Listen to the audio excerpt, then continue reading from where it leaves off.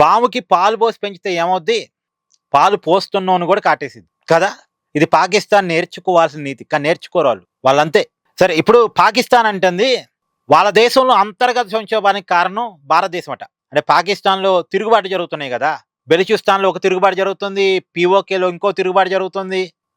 పంజాబ్ ప్రివెన్స్‌లో ఇంకో తిరుగుబాటు జరుగుతుంది. ఈ తిరుగుబాటన్నిటికి భారతదేశమే కారణమట. భారతదేశమే పాకిస్తాన్‌లో ఉన్న తీవ్రవాదులకి ఆయుధాలిచ్చి వాళ్ళకి ఫండింగ్ చేసి పాకిస్తాన్‌లో అంతర్గత సంక్షోభానికి కారణమవుతుందట. ఇది పాకిస్తాన్ చేస్తున్న కంప్లెయింట్. ప్రపంచం ముందు పెడుతుంది ఈ కంప్లెయింట్‌ని. ఎవడన్నా నమ్ముతాడా? అది పాకిస్తాన్‌కున్న బుద్ధి. నిజానికి పాకిస్తాన్‌ని నాశనం చేయాలి అనుకుంటే ఎంతసేపు చెప్పండి? కానీ మన ఆలోచన ఎప్పుడూ అలా లేదు.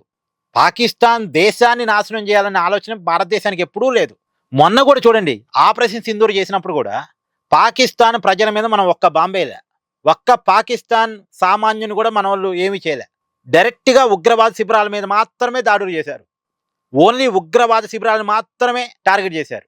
ఉగ్రవాదాన్ని పెంచి పోషిస్తున్న పాకిస్తాన్ ఇవాళ భారతదేశం మీద ఉగ్రవాదం ముద్రేస్తే దొంగే దొంగ అని అరిచినట్టుగా ఉంటది. పాకిస్తాన్ ఒక దొంగల్ని పెంచి పోషిస్తున్నటువంటి ఒక దేశం. పాముకి పాలు పోసి పెంచుతున్న ఒక దేశం.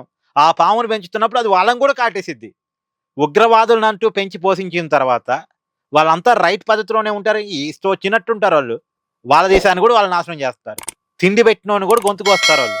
అందుకని ఉగ్రవాదాన్ని పెంచి పోషించే పనులు మానేయమని అప్పట్లోనే మన వాజ్పేయి గారు చెప్పారు. అంతకుముందు ఇందిరాగాంధీ గారు చెప్పారు. అరే నాయన నువ్వు పెంచి పోషించే ఉగ్రవాదులు నిన్నే చంపేస్తారా స్వామి అని చెప్పారు మనోళ్ళు. చిలక్క చెప్పినట్టు చెప్పారు. కానీ వినరు. వాళ్ళకు ఉగ్రవాదమే కావాలి. కానీ ఒక విషయాన్ని ఇక్కడ పాకిస్తాన్ గమనించాల్సింది ఏంటంటే అక్కడ పాలకుల పట్ల అక్కడి ప్రజలు సాటిస్ఫైగా లేరు. ఇప్పుడు పీఓకే పాకిస్తాన్ నుంచి విడిపోతాం అంటుంది. బెలూచిస్తాన్ పాకిస్తాన్ నుంచి విడిపోతాం అంటుంది. ఇంకా చాలా రాష్ట్రాలు మేము పాకిస్తాన్ నుంచి విడిపోతాం అంటున్నారు. గతంలో బంగ్లాదేశ్ పాకిస్తాన్ నుంచి విడిపోయిందే. అంటే పాకిస్తాన్లో ఎవరు ఉండలేని పరిస్థితి. కారణం అక్కడ ఫండింగ్ అంతా ఉగ్రవాదులు పోతుంది తప్ప ప్రజలే పోవట్లే. ప్రజల్ని చూసుకుంటే బాగుంటుంది ఆడ Pakistan.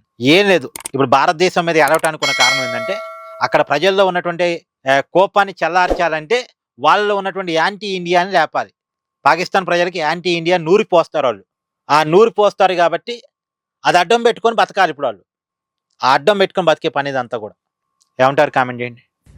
Please do like, share and subscribe this channel.